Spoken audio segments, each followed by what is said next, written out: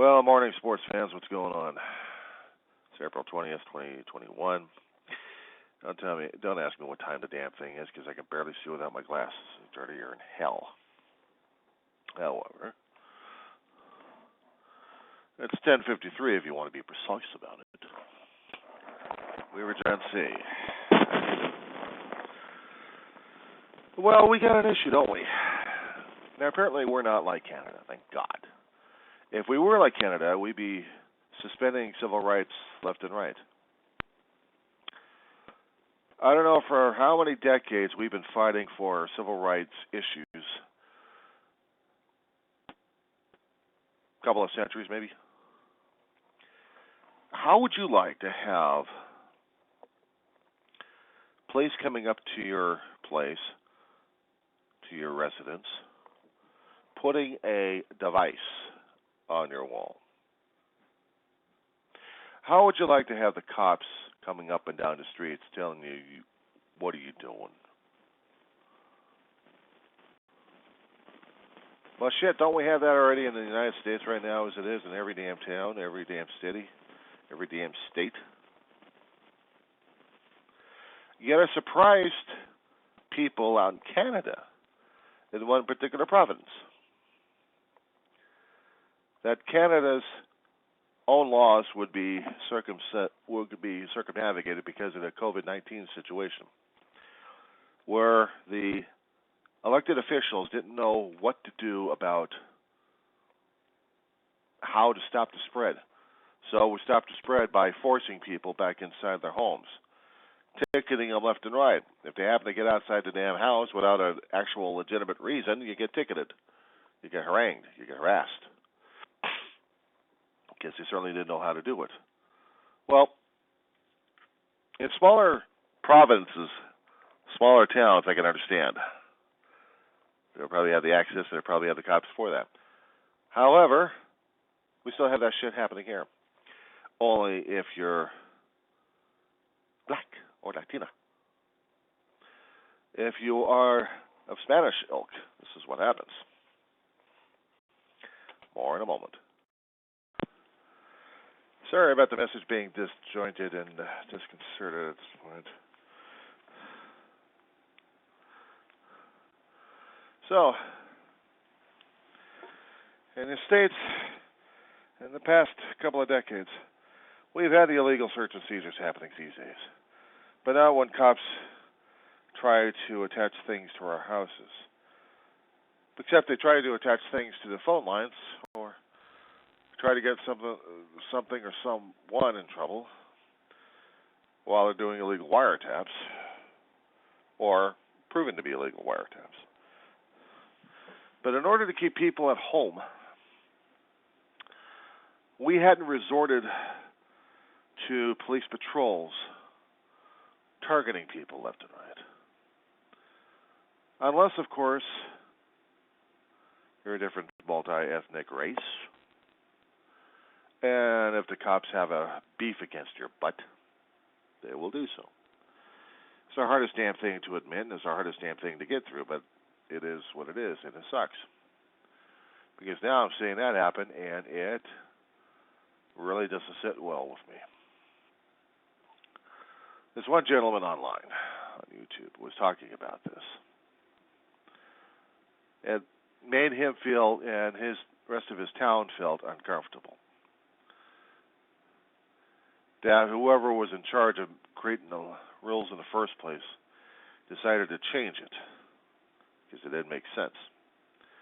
Well, I can understand about an epidemic going out of control and you have to keep people inside. But the problem is you can't keep them in there for long because they still need to have supplies. People still need to have communication with each other. We still need to be communal to a point. We like to be private, but we also like to have privacy. You can't go out to a park because you might be suspicious. Of what? Now, if we're dealing with the COVID-19 situation over here, hardly any cops would be busting people left and right because out here in the States, And it's starting to get more and more racial these days. These days, yeah, it's been that way for God knows how many decades or centuries. If you have a certain privilege, you can go to the park, maybe, or you can't. They certainly won't bust you for the damn thing unless you are a certain type. And of course, the cops will have more and more issues, especially these days when we have cameras to catch them in the act. The reason why they have body cameras is to do so just that, to keep them in line. And unfortunately, they keep forgetting that when they have the body cameras, they record everything as long as the recorded button is hit. If it isn't hit, anything beyond that is going to be either hearsay or it has to be direct evidence with audio recordings and video recordings, such as a lovely cell phone with a video camera capability, or maybe actual video camera to watch the whole damn thing and get a piece of it in order to let people know what the hell was going on. And then have the social media access in order to inflame people and let them know what's going on. I did say the word inflame. Because every time we run into situations regarding cop shootings of people, or beatings from other people, or from other people, or even shootings, period, the camera has been the documentarian, has been the other party to witness things. Of course, with editing, you can always edit the damn thing out. But not. So when I started hearing about this gentleman up in Canada having this issue here, and he's trying to make light of the thing, of the situation, he's trying to keep his sense of humor, but I can see and I can already sense his displeasure, is the understatement at this point over here, his confusion and being pissed off about the damn situation. Well, I'm looking at him thinking, well, you're trying to laugh it out at this point over here, trying to make a joke out of the damn thing, but the problem is, my friend, out here, you'd get the raw, natural emotions of being people pissed off about it and rioting in the streets. Not to mention egged on by different politicians and by career opportunists of every sort of trying to get that sense of community spirits of saying, we are violated and therefore we want the world to know we are violated and therefore we want the world to react the way we want them to react. So we have to make sure that they go crazy. And crazy we get. A murder of one particular gentleman who didn't do a damn thing except probably pass off a $20 bill phony. If he knew it or if he didn't know it, didn't matter. He passed it off. A store owner reported his ass. And then we had a murder. And then we have a murder trial. And then we have cities going crazy and insane at this point over here regarding it because of civil rights violations. If they actually had the same civil rights as we do up in Canada as we try to have it out here in the United States of America, the attitude and cultures are totally different. There are no rioting in the streets in Canada. There are no people burning down shops or places left and right. There are no activists that make themselves known or publicly seen. If they are, well, we're not getting any information about it. At least not for a long time. But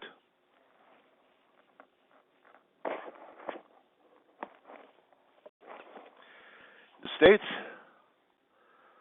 well, I can't tell you how different and how much of an impact is. If someone's civil rights in one way or another has been violated, all they got to do is just go on social media and go nuts. And if they can actually prove that the civil rights has been violated, at least in their viewpoint, and actually able to post that on social media, within 24 hours we got a flame of a wildfire going on. In about a week, we got an out of control blaze.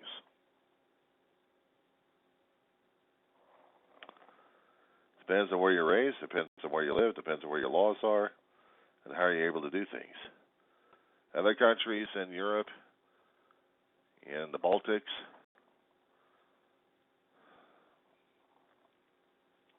in different locations, they either will react or they don't. A lot of people wanted to emulate the United States because of the laws and the freedoms we supposedly have. We have politicians and people trying to take advantage of that one. They're trying to tell people that we have the laws, the enforcement sucks. We're fighting for the right enforcement to be fair and equal treatment to everybody. I mean everybody. The problem is, we're also the us versus them, the elites versus the lower halves. The manifest destiny going on in our damn heads, our own egos running crazy. Just what are we supposed to live up to? What particular ideal and whose particular viewpoint? We have civil rights violations happening constantly. We have people and activists saying we need to have change. Nothing changes, except the outrage all the damn time, all the rioting happening at this point. And the laws remain the same. And the people keep forgetting that every time there's an election cycle, they keep electing the same damn idiot, or the same type of idiot, because they've been greased and they've been lied to left and right, and therefore nothing changes. To my friend up in Canada who runs the travel agent, who posted a few days ago about his situation, I ought to tell him, come on down to the United States and see actually what the hell's going on. You're complaining about your ticketing situation over here, and I don't see any outrage. And yet you come out here, you'll see the outrage. You'll see people pissed off about it.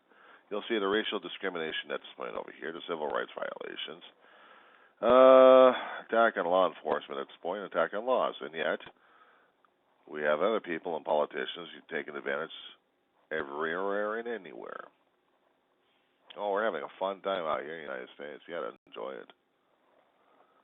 It may be bad or wrong or un-American for me to say this, but I've got the freedom of the First Amendment to say it in the first place.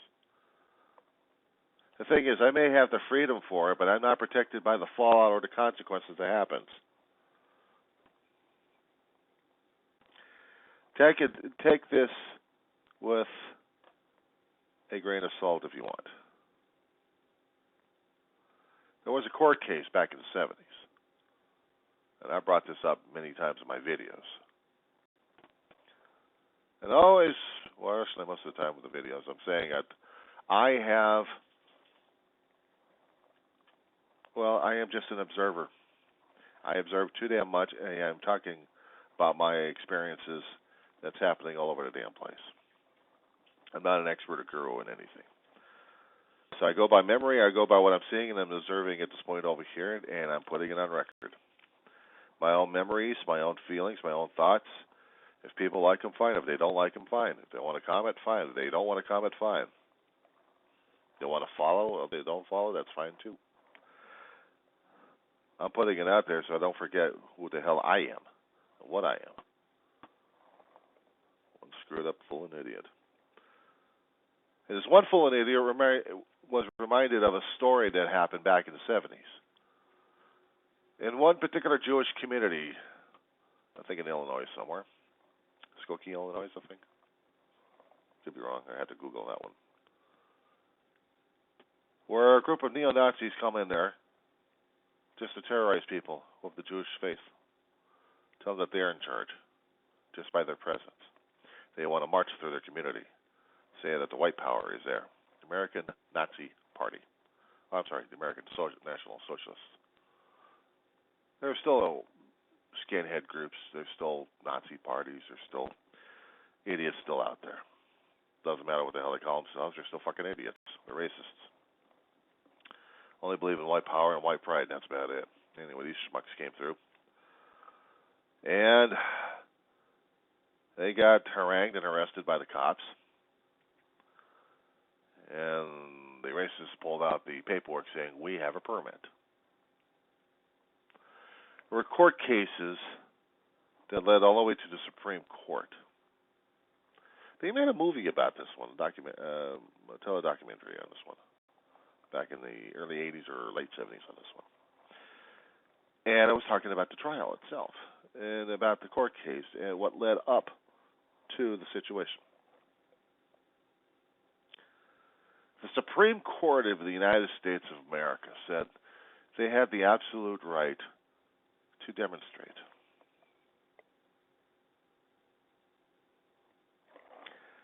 They had the right to demonstrate. They celebrated it. They felt now they can march through a town. However, the United States Supreme Court confirmed they have the right, but that's just it. The details are state and local on how it can be done. Consequences. Mechanics. The rights that we are granted in the United States, interpreted by the Supreme Court, can only get the general broad ruling of what you're allowed. But it's the local that has to define it, and also it's the politicians that have to craft the laws in order to make your rights workable. In Skokie, the group, the American Nazi group, had the right. But they were circumnavigated by local and state laws, valid on where and how and what location.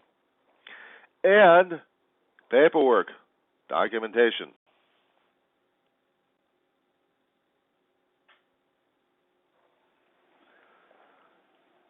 You can have the right, but in order to have the right executed, you need to have the mechanisms for it. They learned the hard way that the locals have more power and more jurisdiction than the federal government when it comes down for our civil rights. Oh, we have the federal right. But how it's being implemented and how it's worked out is always depending upon the local and the states on how they're viewing it in the first place. It's not national, it's local. That's why there was always a separation of church and I'm going to say church and state. Separations of state and federal. There are certain jurisdictions that each other could cross into only if it was affecting each other a great deal. Now, if we're talking about interstate commerce, yes, commerce from a state has an effect on the federal, and therefore the federal has an effect on the commerce situation. But if we're talking about the right situation here, how you're able to protest a wrong depends upon the local laws of your state, of your town, of your province. They have to work out the fine details, to fine-tuning it. The I's and the E's and the T's. The T's have to be crossed. The E's have to look like they're E's. And the I's have to be dotted. And just make sure your letters are done correctly in cursive. And your handwriting is legitimate enough. But this is the thing about our rights, about our civil rights. Each state. Now, a lot of people are going to be arguing with me regarding this. But I feel each state has the rights to craft this thing. We do need federal laws to protect our civil rights. We do need the federal laws to prevent others from interfering about what we can and can't do. But the Supreme Court has never come down with a specific law, coming down with the nuts and bolts.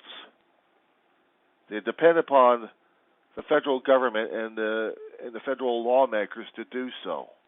And if they can't do it, they have to depend upon the damn states to interpret the damn shit. But we are talking about federal here. And federal civil rights affect us all. The states affect municipalities, locations, times, dates, in what form of function. Until we have the federal government in the United States to ironclad it, not even in iron rust anyway, because it's made out of iron and iron ores and oxidation, and that sucks for iron, exposed iron. But look at the law like that. Look at the law as a piece of iron girder. By itself, it could be exposed and eaten away by certain elements. I talk metaphorically. I talk poetically. I'm hoping that people will have an imagination for this. In order to make your edifice rise, you want to have iron girders in it. You have to make sure that your girders are protected. You have to make sure that your hot coffee in this thermos retains its heat. You have to make sure that you have double lining in it. And the lining is not detrimental to the digestive or anything else. It doesn't rust as much. However, if you notice on the outside of this, paint peeling, usage. But the shape of it is still the same. The topper is still here. As I said, metaphorically, allegorically, poetically. Okay?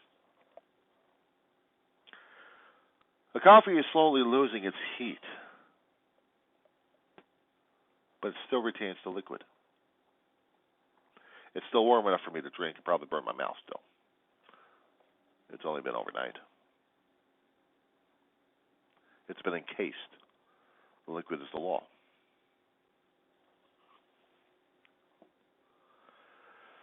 I don't have a steel girder. I don't have concrete. I don't have concrete barriers or whatever they would call them. I'm not in the construction industry, okay? So such things kind of escape my knowledge regarding things. But I understand that if you have a building built, it's built in layers, stages, and different materials necessary to complete the edifice. Much like our laws. Much like our laws. We change them around. We make amends. We make changes. From the local all the way over to the national.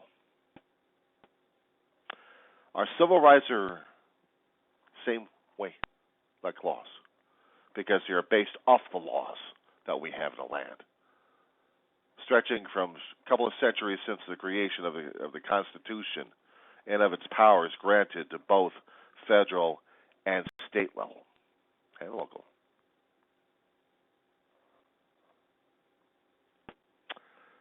If what happened to my friend up in North happened out here, we would go nuts.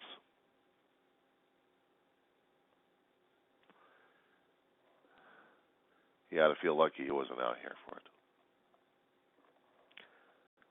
In conclusion, boys and girls, it's when you understand your history, when you understand the process of how your governments work, the political science involved, the bureaucracy,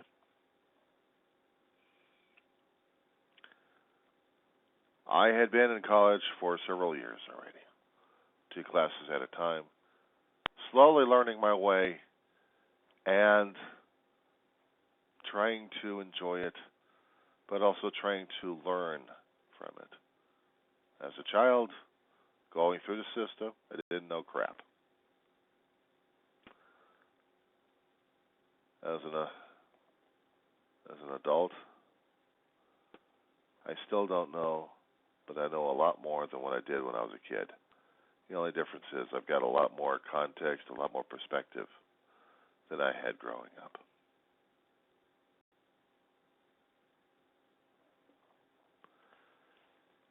Have a good one today, guys.